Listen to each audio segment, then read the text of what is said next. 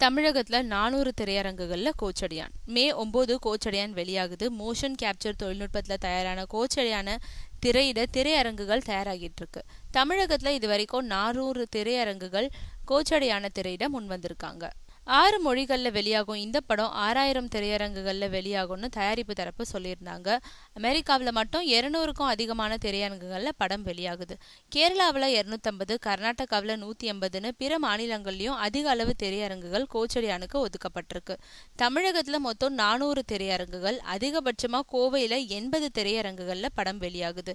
சென்னை மற்றும் புறநகர்கள்ல 36 திரையரங்குகள்.